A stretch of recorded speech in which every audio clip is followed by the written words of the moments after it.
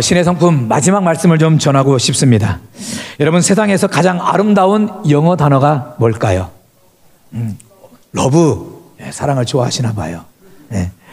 영국 문화원에서 설립 70주년을 맞아서 영어를 사용하지 않는 그 비영어권 102개국의 4만여 명을 대상으로 해서 당신이 가장 좋아하는, 영어를 사용하지 않는 나라인데도 불구하고 당신이 가장 좋아하는 영어 단어가 무엇입니까? 라고 물었더니 1위로 뽑혔던 단어가 이 mother, 바로 어머니라는 단어였습니다. 어머니. 그럼 2위는 뭐겠어요? 당연히 father 였으면 얼마나 좋겠습니까? 2위는 father이 아니었어요.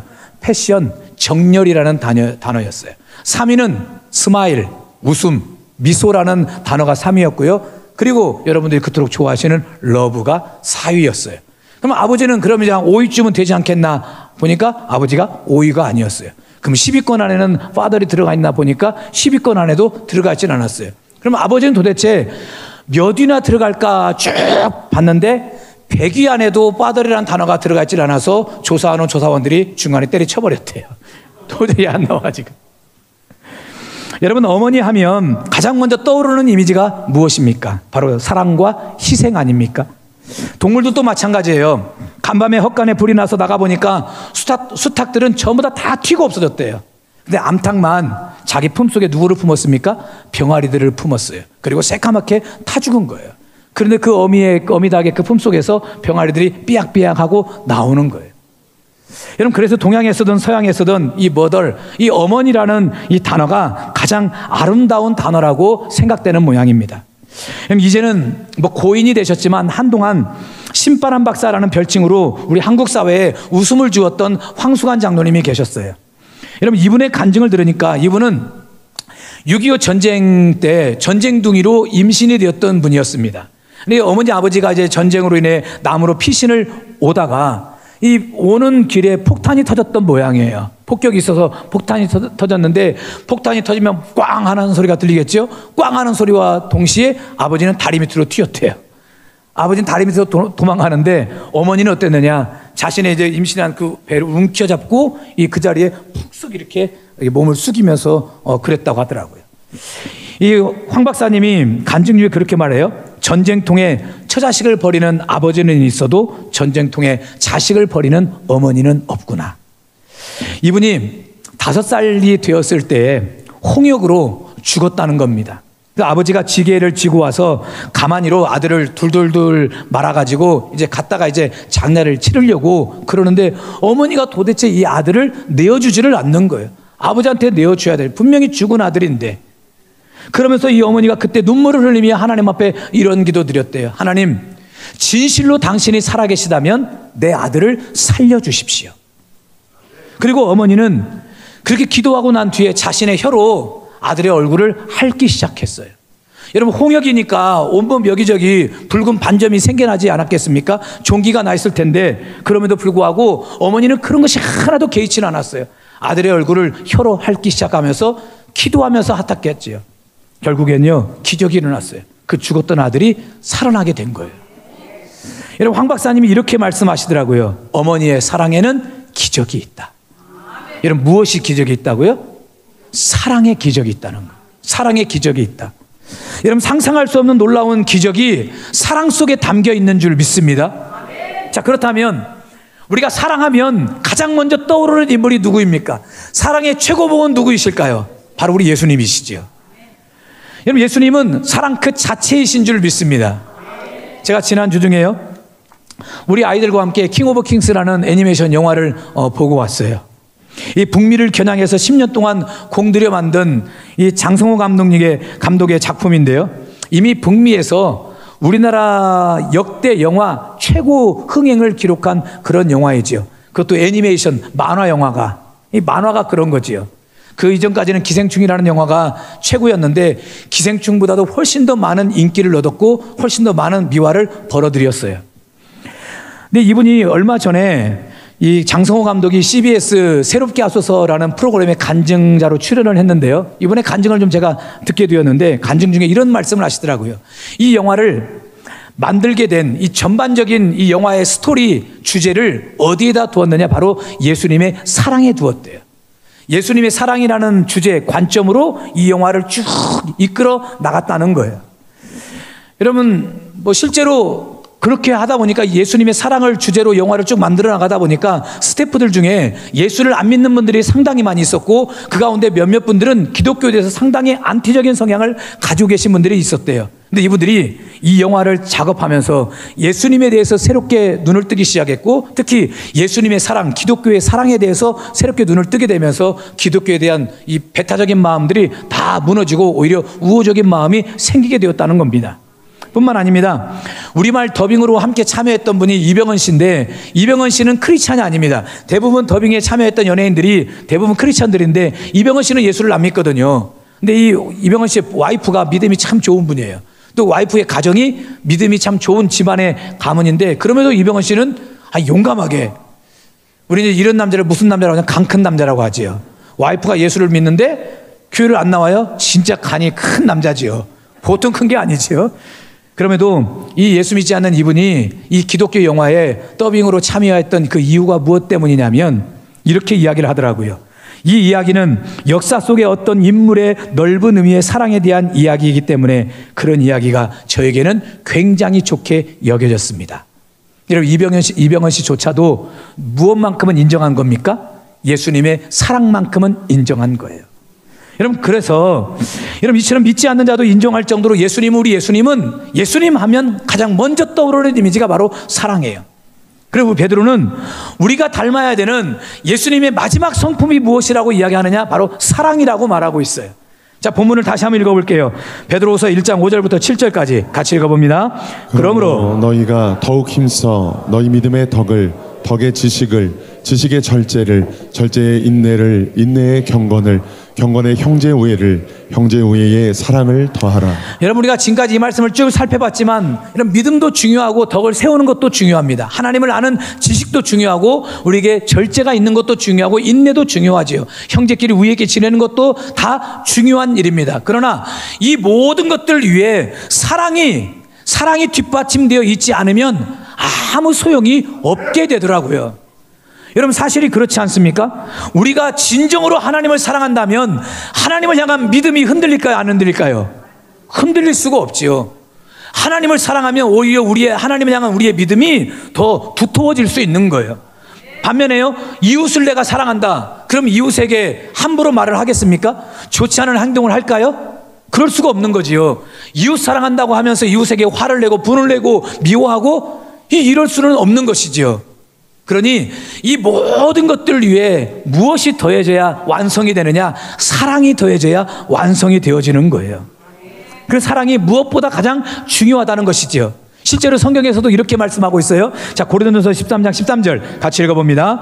그런즉 믿음, 소망, 사랑 이 세 가지는 항상 있을 것인데 그 중에 제일은 사랑이라. 그 중에 제일은 무엇이라?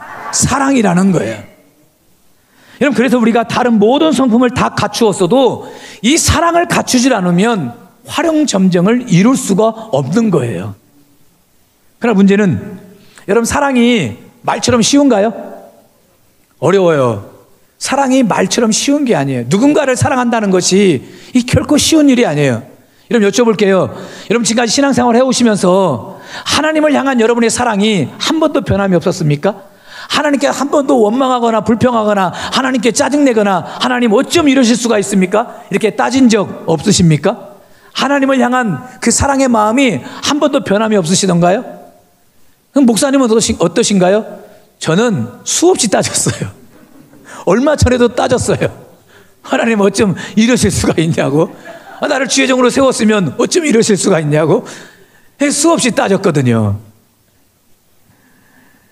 여러분, 사랑이 참 쉽지 않더라고요. 하나님을 사랑하는 것도 쉽지 않고, 더더욱이나 나 아닌 다른 사람을 사랑하는 것도 이게 쉽지가 않아요. 특히 무엇보다도 가까이 있는 사람을 사랑하는 것이 왜 이렇게 어려운지 모르겠어요. 여러분, TV 보면서요, 아프리카에 진짜 아이 먹지 못해서 굶어 죽고 있는 그 아이들의 이야기를 들으면 나도 모르게 눈물이 툭툭 떨어져요. 그리고 불쌍해서 어떨까, 안쓰러워서 어떨까. 그리고 가장 먼저 하는 것이 전화벨을 울려요. 번호를 누르면 2,000원이 이제 그 본부로 이제 나가거든요. 이렇게 멀리 나하고 전혀 상관없는 그 아이들은 내가 불쌍히 여기고 또 긍휼히 여기고 사랑하고 싶은 마음이 드는데, 세상에 우리 집 자식은 다시 뱃속으로 넣어버리고 싶거든요. 밤새 핸드폰 게임하고, 그리고 지금 벌써 지금 이 시간까지 퍼즐로 자고 있는 그 자식을 보면은 사랑하는 마음이 듭니까? 왼수도 이런 왼수가 없어요. 왼수도 이런 왼수가 없어요. 여러분, 여성분들 드라마 보면서 멋진 남자 주인공을 보십시오. 사랑이 막 절로 생기지 않습니까? 어쩜 저렇게 멋있을까? 어쩜 저렇게 잘생겼을까? 어쩜 저렇게 매너도 좋을까? 그러면서 꼭 보는 게 누구냐? 옆에 앉아있는 남편을 보거든요. 근데 너는 왜 그러니? 이런 마음으로 보거든요. 여러분, 멀리 있는 사람보다도 가까이 있는 사람을 사랑하는 것이 결코 쉬운 일이 아니더라고요. 만만치가 않아요. 그렇다면 우리는 왜 사랑이 잘 안 되는 것일까요? 우리는 왜 사랑이 이렇게 쉬운 게 아닐까요? 이유는 무엇 때문이냐? 바로 죄 때문입니다. 여러분, 창세기에 보니까 우리 인간들은 하나님의 형상대로 창조되었대요. 다른 말로 하면 하나님을 닮은 존재로 창조되었다는 이야기예요. 하나님의 성품이 우리 안에도 있다는 거예요. 하나님의 성품에는 사랑이 있거든요. 그러니 우리에게도 하나님의 사랑의 성품이 우리에게 있었어요. 여러분, 아담이 하와를 처음 보는 순간 어떤 고백을 한 줄 아십니까? 이는 내 뼈 중에 뼈요, 살 중에 살이로다. 너는 내 통뼈 중에 통뼈요, 아주 멋진 살 중에 살이로다. 여러분, 이 고백은요, 이 아담에게, 하와에게 있어서 진짜 대단한 고백이에요. 최고의 사랑의 고백이에요. 너는 내 몸과도 같다는 거예요. 넌 내 몸이라는 것이지요. 그렇게 사랑했던 그 고백이 죄를 짓고 난 이후에, 선악과를 따먹고 난 이후에 아담이 가장 먼저 한 일이 무엇입니까? 아담아, 네가 어찌하여 선악과를 따먹었냐 그랬더니 뭐래요? 하나님, 하와 때문인데요. 다른 말로 하면 무슨 말씀인지 아세요? 하나님, 왜 하와를 나한테 줘가지고 나 하와 때문에 선악과 따먹게 만들고 죄짓게 만들고 왜 이랬냐고. 다 하와 때문이고 하나님 때문이다라고 이야기를 하고 있어요. 언제는 뭐라고 말했어요? 너는 내 뼈 중에 뼈요, 살 중에 살이라고. 나는 당신 없이는 못 산다고. 그러면서 지금 하는 얘기가 난 너 때문에 죽겠다고 지금 그렇게 말을 하고 있거든요. 여러분, 그렇게 죄가 우리로 하여금 누군가를 사랑하도록 못하고 사랑하기가 어렵도록 만들어버렸어요. 그렇다면 우리는 영영 사랑을 못하는 것일까요? 사랑할 수 있는 방법이 우리에겐 도저히 없는 것일까요? 여러분, 내가 누군가를 사랑할 수 있는 유일한 방법이 무엇이냐면, 내 안에 없는 사랑을 누구에게 주려고 하는 것이 아니라 내 안에 하나님의 사랑을 가득 채우면 되는 것입니다. 지금도 여전히 당신의 크신 사랑으로 우리를 사랑하고 계시는 그 하나님의 사랑이 우리 마음에 충만하게 있으면, 하나님의 사랑이 우리 마음에 가득 차 있으면 누군가를 사랑할 수 있다는 얘기예요. 여러분, 특히 성경은 하나님이 어떤 분이라고 소개하고 있습니까? 요한일서 4장 16절 같이 한번 읽어볼게요. 하나님이 우리를 사랑하시는 사랑을 우리가 알고 믿었노니 하나님은 사랑이시라. 사랑 안에 거하는 자는 하나님 안에 거하고 하나님도 그의 안에 거하시느니라. 하나님은 무엇이시래요? 사랑이시라 그랬어요. 다시 말해, 하나님께는 사랑이 가득하다는 이야기예요. 그 하나님의 사랑이 우리 마음 안에 가득하면 우리 또한 사랑의 사람이 될 수 있는 것입니다. 인앤아웃이라는 말이 있죠. 인, 내 안에 뭔가 가득 차 있어야 아웃, 밖으로 내보낼 수가 있는 거예요. 여러분, 마른 행주, 백날 짜본들 거기서 물이 나옵니까? 마른 행주 짜본들 물이 나와요? 나오질 않지요. 그 안에 물이 머금어 있으면 어떻습니까? 손으로 쭉 짜면은 물이 쏟아지지요. 그런 것처럼 우리 안에 하나님의 사랑이 가득 차 있으면 그 사랑이 밖으로 흘러나오게 되어 있어요. 그 다른 사람을 사랑할 수 있게 되는 거예요. 하나님의 사랑을 충분히 받으면 우리는 얼마든지 사랑할 수 있어요. 우리말에 그런 말 있지 않습니까? 사랑을 받아본 사람이 무엇을 줄 수 있대요? 사랑을 줄 수 있다 그랬어요. 받아본 경험이 없으면 사랑 주는 방법을 모르더라고요. 저는 개인적으로 누구보다도 하나님의 사랑을 참 많이 받은 목사입니다. 제 인생에서 하나님의 사랑을 빼고는 말할 수가 없어요. 그러다 보니까 그 많은 사랑을 받아서 그런지 저는 하나님의 마음을 아프게 할 수가 없어요. 속된 말로 죄를 지으라고 해도 죄를 지을 수가 없어요. 나쁜 길로 가라고 해도 나쁜 길로 갈 수가 없어요. 왜냐하면 하나님의 사랑 때문에. 그 사랑을 내가 도저히 배신할 수가 없는 거예요. 너무 큰 사랑을 받았기에. 근데 여기에서만 머무는 것이 아니라 그 큰 사랑을 남에게도 주고 싶어요. 다른 사람에게도 주고 싶어요. 어젯밤에 우리 가족 예배를 드리는데 우리 딸들하고 이런저런 얘기를 나누다가 이제 뭐 주제가 꼭 그 주제는 아니었지만 마치 이래 사랑의 주제. 그럼 제가 참 인생을 바보같이 살았거든요. 저는 남한테 많이 속았어요. 많이 속아가지고 하여간 사기도 많이 당하고 별 얘기가 다 나오는데요. 사기도 많이 당하고 어려운 사람 있으면 막 그냥 난 학교 다닐 때도 내 등록금도 못 내는 주제에 누가 옆에 전사님이 등록금 못 내서 힘들어하고 있으면 내가 내 돈을 줬어요. 나도 등록금 못 내고 있는데도 이게 돈을 주고 등록금 내시라고. 그러니 저희 딸이 뭐라고 하냐면 이렇게 얘기를 듣더니 아빠 바보야? 그러더라고요. 아빠 바보야? 참 바보같이 살았던 것 같아요. 다른 사람한테만 이렇게 주려고. 근데 제가 그랬거든요. 아빠가 그렇게 바보처럼 살았는데 하나님은 아빠를 바보로 알고 아빠한테 더 큰 은혜를 많이 주셨다. 그랬던 것 같아요. 진짜 많은 은혜와 사랑을 오히려 받았어요. 그러다 보니까 하나님이 저에게 주시는 은사 가운데 하나가 뭐냐면 채울의 은사입니다. 채울이라는 말은 무슨 말이냐? 다른 사람의 처지를 이해하여 가엽게 여기는 마음이 채울이라는 거예요. 이 심리학에서는 이것을 EQ, 공감 능력이라고 이야기를 합니다. 여러분 EQ 검사를 해보면은요 60점이 만점인데 저는 EQ 검사를 했더니 55점이 나왔어요. 60점 만점에 55점. 일반적으로 45점만 돼도 공감 능력이 대단한 사람이에요. 근데 저는 거기에다가도 10점이 더 높으니 공감 능력이 얼마나 대단하겠습니까? 특히 누군가가 아파하고 슬퍼하는 그 마음이 100%라 해도 과언이 아닐 정도로 저에게 그대로 전달이 돼요. 그리고 어느 때는 그런 마음이 너무 쉽게 저에게 오기 때문에 너무 힘들 때가 있어요. 내 마음이 너무 지치고 피곤하고 힘들 때가 있어요. 그 사람의 아픔과 그 사람의 고통이 나한테 그대로 전달이 되는 거예요. 제가 우리 성도들한테 어려움을 겪고 있다, 무슨 힘든 일을 겪고 있다 이런 얘기를 들으면 너무 마음이 아파요. 그럼 도와주고 싶은데 제가 능력에 한계가 있잖아요. 도와줄 수가 없잖아요. 도와주는 것도 뭐 한계가 있고. 제가 누누이 말씀드리지만 내가 이건희 아들로 태어났으면 얼마나 좋았을까요? 이건희 아들로 태어났으면 목사님 저 이렇게 힘들어요. 걱정하지 마. 얼마면 되냐고. 목사님 100억 필요한데요. 100억이면 되겠냐고. 한 200억 가져가라고. 이러면 얼마나 좋겠어요. 근데 그런 능력이 내게 없다 보니까 성도들의 아픈 마음이 저에게 오면 제가 무엇 하는 줄 아십니까? 기도하는 거예요. 하나님 우리 집사님, 아무개 집사님, 우리 아무개 성도님, 우리 아무개 권사님, 우리 아무개 장로님 도와달라고, 은혜 달라고, 불쌍히 여겨달라고, 긍휼히 여겨달라고 아픈 마음을 가지고 기도하는 거예요. 근데 이런 마음이 원래부터 제가 착하게 태어나서 아니면 좋은 성품으로 태어나서 그랬을까요? 저는 그렇지 않다고 봅니다. 하나님의 사랑을 많이 받다 보니까 그 사랑 앞에 내가 어쩔 수가 없고 그 사랑을 누군가에게 전해주고 전달해주고 싶은 마음 때문에 저도 모르게 이 공감 능력이 더 커졌던 것 같아요. 여러분 오늘 우리도 마찬가지입니다. 하나님의 사랑이 우리 마음 안에 가득하게 있으면 그 사랑이 반드시 밖으로 나오게 되어 있어요. 사도 바울의 인생도 보십시오. 그가 이웃을 얼마나 많이 사랑했습니까? 바울이 복음을 전하다가 수없이 매도 맞고 옥에도 갇히고 또 굶기도 하고 풍랑의 위험도 겪었지요. 죽을 위기도 얼마나 많이 겪었습니까? 그럼에도 불구하고 바울이 이웃에게 복음을 전하는 그 사랑을 포기했습니까? 아니요, 포기하진 않았어요. 그러면 그럴수록 더 하나님의 사랑을 이웃들에게 전해주었거든요. 복음을 전했거든요.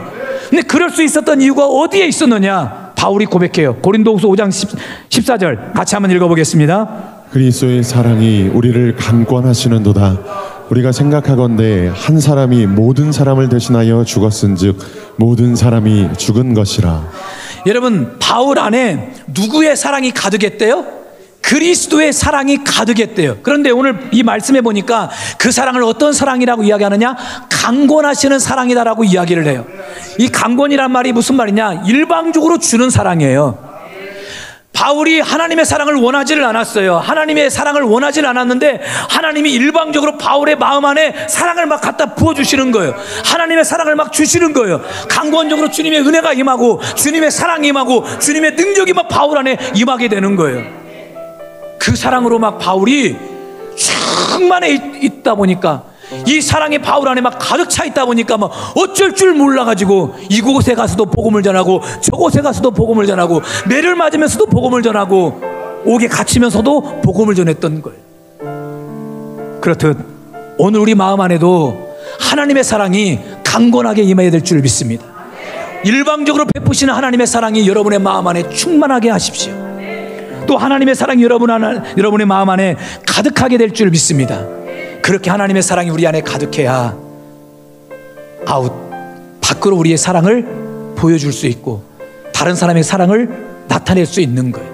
오늘 저 여러분 모두 마음 안에 하나님의 사랑이 가득 넘치시길 주님의 이름으로 축원합니다. 아멘. 주의 사랑을 주의 선하심을 주의 은혜를 생각해보라. 하늘보다도 더 높으신 아버지의 사랑 크고 놀랍네. 아버지 사랑 크고 놀랍네. 다시 한번 고백합니다. 주의 사랑을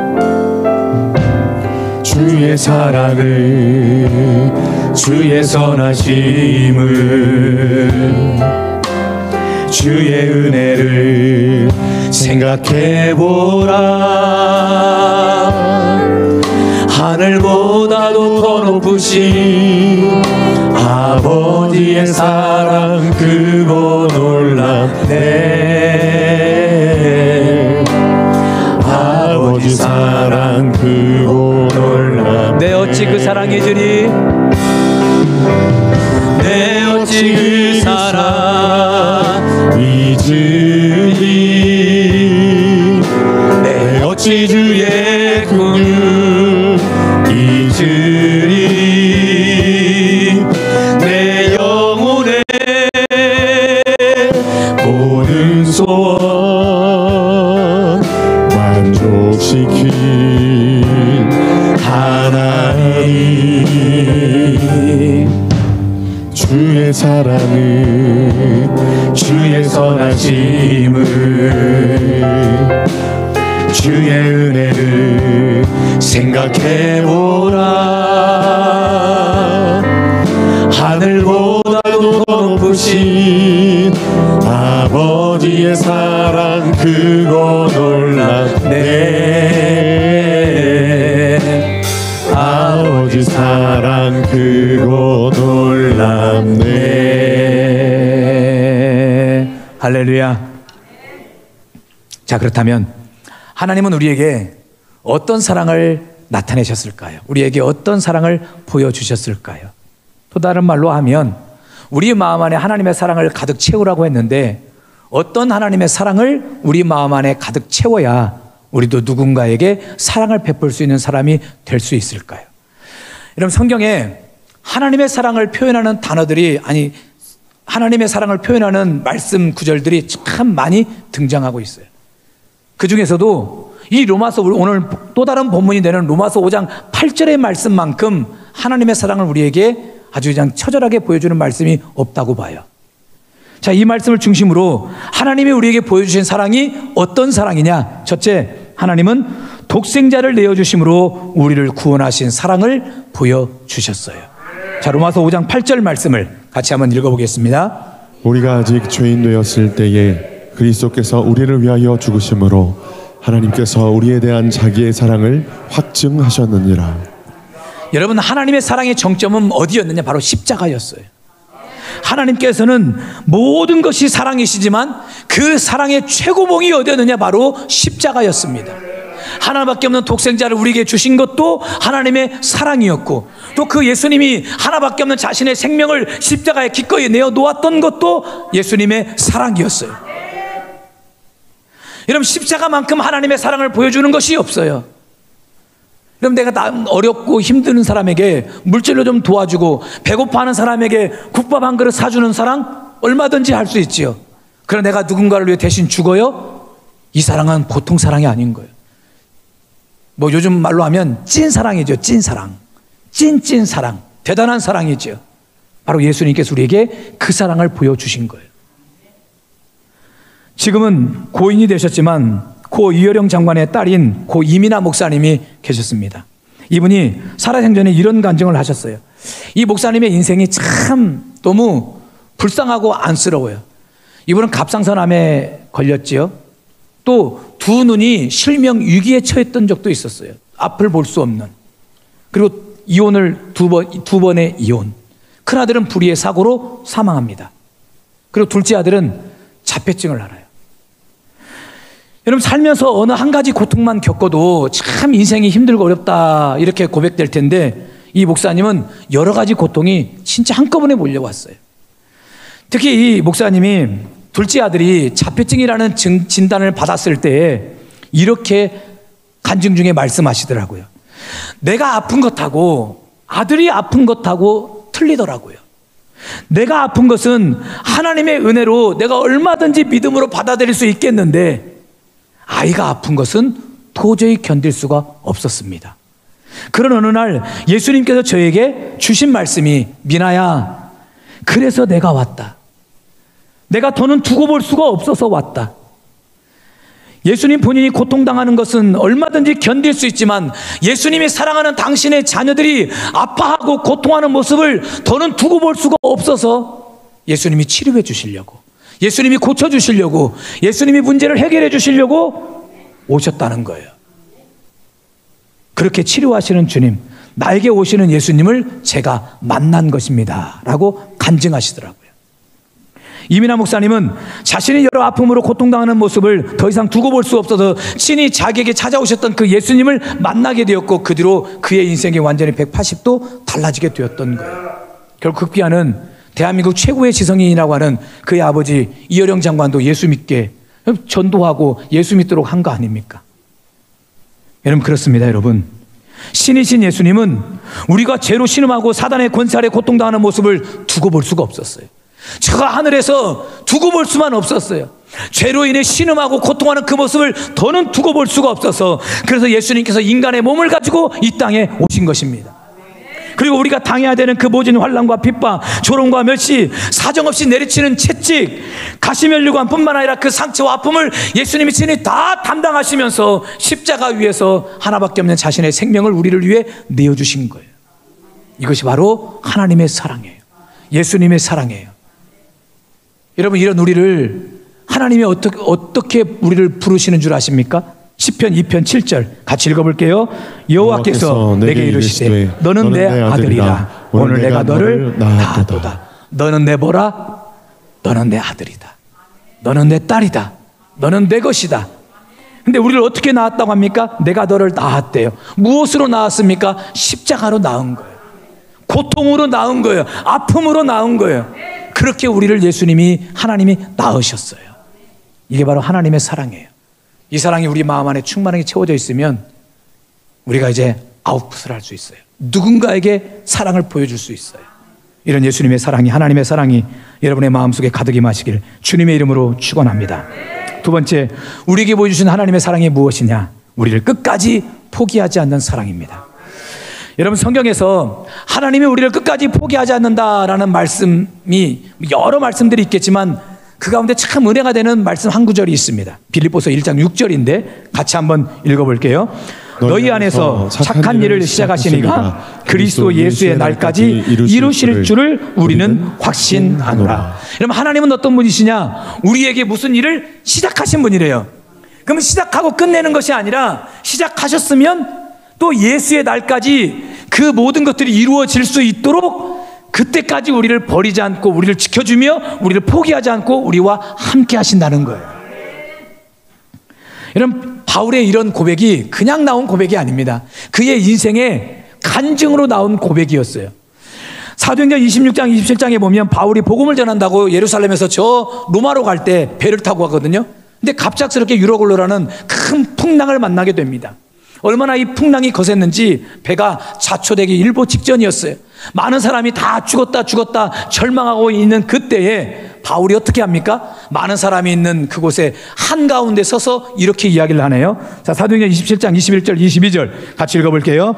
여러 사람이 오래 먹지 못하였음에 바울이 가운데 서서 말하되 내가 너희를 권하노니 이제는 안심하라. 너희 중 아무도 생명에는 아무런 손상이 없겠고 오직 100분이리라. 여러분, 지금 바울은 풍랑을 지금 피해가고 있나요? 바울에게는 그러면 풍랑의 위험이 없었나요? 바울에게도 똑같이 풍랑의 위험이 있었고 풍랑 때문에 바울도 죽게 생겼어요. 그럼에도 불구하고 바울의 마음은 평안함이 있었대요. 그리고 오히려 많은 사람들 앞에, 두려워 떠는 많은 사람들 앞에 서가지고 여러분 안심하십시오, 우리 죽지 않습니다, 이렇게 담대히 말할 수 있었던 이유가 어디에 있었느냐? 23절 말씀을 같이 한번 읽어볼게요. 내가 속한 바 내가 섬기는 하나님의 사자가 어젯밤에 내 곁에 서서 말하되, 누구 때문이래요? 하나님 때문이라는 거예요. 하나님께서 친히 천사를 보내서 바울에게 말을 하는 거예요. 바울아, 걱정하지 말아라. 너 산다. 너 아직 죽을 때가 아니다. 너 살 거야. 그러니 아무 염려하지 말아라. 너만 사는 것이 아니라 이 배에 있는 모든 사람도 다 살게 될 것이다. 여러분, 바울이 여기서 죽으면 됩니까? 안 됩니까? 안 되지요. 그럼 하나님의 뜻이 이루어지지 않는 것이지요. 하나님은 바울의 인생을 시작하신 분이세요. 그리고 바울의 인생이 끝날 때까지 어떻게 하셨느냐? 그에게 엄청난 풍랑의 위험도 있고 여러 많은 인생의 고난과 아픔이 있었어도 그때마다 하나님이 그를 포기하지 않고 그를 지켜주고 그를 보호하시면서 당신의 사랑을 보여주셨어요. 그래서 빌립보서 1장 6절의 말씀이 탄생하게 된 거예요. 하나님께서 내 인생을 시작하게 하셨지만 예수의 날, 이 모든 것이 다 끝나는 그날까지 하나님 변함없이 나를 사랑하시고 나를 버리지 않고 나를 지켜주시면서 그 일을 마무리하게 하실 것이다.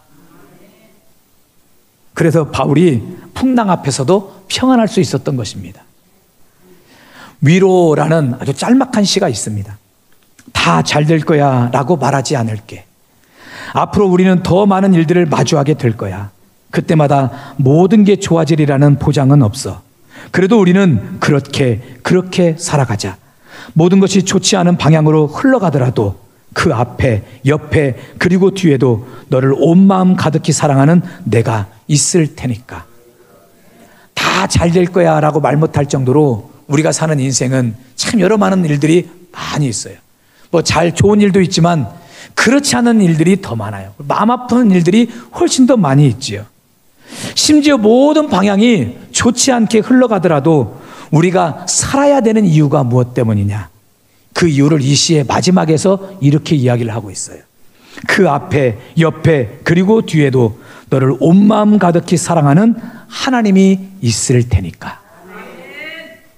온 마음 가득히 사랑하시는 하나님이 어디에도 계세요? 우리 앞에도 계시고, 우리 옆에도 계시고, 우리 뒤에도 계시고, 그 하나님이 언제나 우리와 함께 하시면서 우리를 지켜주고 우리를 보호해 주시는 거예요. 그 하나님의 사랑 때문에 우리가 살아야 될 이유가 있는 것입니다. 오늘 하루를 버텨야 될 이유도 바로 여기에 있는 거예요. 내가 에너지가 넘치고 내가 원래부터 멘탈이 강해서가 아니라 하나님이 내 앞에도 내 옆에도 내 뒤에도 나와 함께 하시면서 예수의 날이 이루어질 그때까지 나를 지켜주고 보호해 주시는 그 하나님의 사랑 때문에, 그 하나님 때문에 오늘 저와 여러분들이 살아야 될 줄 믿습니다. 그래서 바울이 로마서에서 어떤 고백을 하고 있습니까? 로마서 8장 35절 같이 읽어볼게요.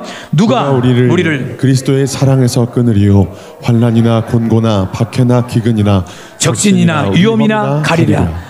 인생의 그 어떤 위험도, 인생의 그 어떤 고난과 아픔도 우리를 하나님의 사랑에서 끊어낼 수 없다는 것입니다. 오히려 그 인생의 위험 앞에서 우리가 어떻게 되느냐? 자, 37절 말씀을 볼게요. 시작. 그러나 이 모든 일에 우리를 사랑하시는 이로 말미암아 우리가 넉넉히 이기느니라. 할렐루야. 여러분, 송명희 씨 잘 아시죠? 이분은 뇌성마비 장애를 가지고 태어나 많은 고통과 외로움 속에 살았어요. 장애, 가난, 또 고립, 이 모든 조건들은 송명희 씨에게 절망을 말하는 상황들이었었죠. 심지어 주변 사람들은 저분에게 그런 말을 했어요. 어떻게 하나님이 이러실 수가 있느냐? 오늘 조롱 섞이는 말로 당신이 하나님을 섬긴다고 하는데 어떻게 하나님이 당신한테 이런 고통과 아픔을 줄 수 있느냐? 하나님이 진짜 살아계시긴 한 거냐? 이런 그런 말을 들을 때마다 얼마나 마음이 아프겠습니까? 하지만 이런 송명희 씨는 그 깊은 외로움 속에서도 누구를 만나느냐? 자신을 끝까지 포기하지 않는 하나님을 만나요. 사람들은 내 외모를 보고 내 외적인 모습을 보고 안쓰럽다 말하고 불쌍하다 말하지만 하나님은 내 모습이 어떠하든 내 형편과 처지가 어떠하든 그것을 보지 않고 끝까지 나를 포기하지 않고 나를 버리지 않고 나를 사랑하시는 그 하나님의 사랑을 송명희 씨가 만나요. 그리고 그의 인생이 완전히 180도 달라져요. 그러면서 손가락 하나 까딱 움직일 수 있는 그 힘으로 그분이 시를 쓰기 시작하는데 가장 먼저 썼던 시가 우리가 잘 아는 나라는 시예요. 나 가진 재물 없으나, 나 남이 가진 지식 없으나, 나 남에게 있는 건강이 있지 않으나, 나 남이 없는 것 있으니. 특히 은혜가 되는 부분은 뒷부분인데, 공평하신 하나님이 나 남이 가진 건 나 없지만 공평하신 하나님이 나 남이 없는 것 같게 하셨네. 생각해 보세요. 어떻게 공평합니까? 뇌성마비로 태어나게 하셨으면 좀 부잣집에서 태어나게 하시든지, 그래서 치료하는데 돈 때문에 어려움을 겪지 않도록 하신다든지, 아니면은 주변에 정말 좋은 사람들을 많이 붙여주셔서 외롭지 않게 하시든지, 뭐라도 하나를 주셔야 될 텐데 하나님은 장애에다가 가난에다가 고립되고 외롭고 쓸쓸하게 좋지 않은 모든 것을 다 줬는데도 송명희 씨는 뭐라고 고백해요? 하나님이 공평하시대요. 여러분, 어떻게 공평하실 수가 있어요? 이런 불공평이 어디 있는 겁니까? 여러분, 그럼에도 불구하고 공평하다고 고백한 이유가 어디에 있느냐? 자신을 하나님이 끝까지 포기하지 않은 거예요. 끝까지 나를 포기하지 않고 나를 지켜주고 나를 보호해 주시며 자신에게 은혜를 주셨던 그 하나님의 사랑 때문이었어요. 송명희 씨는 외적으로는 남들에 비해 부족한 것들이 많았죠. 그러나 영적으로는 남들에 비해서 큰 은혜와 사랑을 참 많이 받았어요. 그래서 고백한 거예요. 하나님은 공평하신 분이라고. 살다 보면 크고 작은 인생의 풍랑을 만날 때가 있습니다. 때로는 남들보다 부족해 보이기도 하고 병으로, 실패로, 마음의 외로움으로 지칠 때도 있지요. 그러나 여러분, 하나님은 그 모든 것을 다 아시면서도 우리를 끝까지 포기하지 않으세요. 끝까지 포기하지 않고 우리의 앞에서, 때로는 우리의 뒤에서, 때로는 우리의 옆에서 우리와 함께 하시면서, 앞에서는 우리의 인생의 길을 이끌어 가시고 뒤에서는 우리의 삶을 밀어주시고 옆에서는 함께 동행하시면서 우리를 책임져 주시고 보호해 주시는 거예요. 이것이 바로 하나님의 사랑이에요. 이런 하나님의 사랑이 오늘 여러분의 마음속에 가득하시길 바랍니다. 이 하나님의 사랑이 가득한 자의 삶에 이제 다른 사람에게도 아웃풋할 수 있는, 사랑을 보여주고 사랑을 실천할 수 있는 그런 은혜가 있게 되는 거예요. 오늘 저와 여러분 모두에게 하나님의 사랑이 가득하시길 주님의 이름으로 축원합니다. 아멘.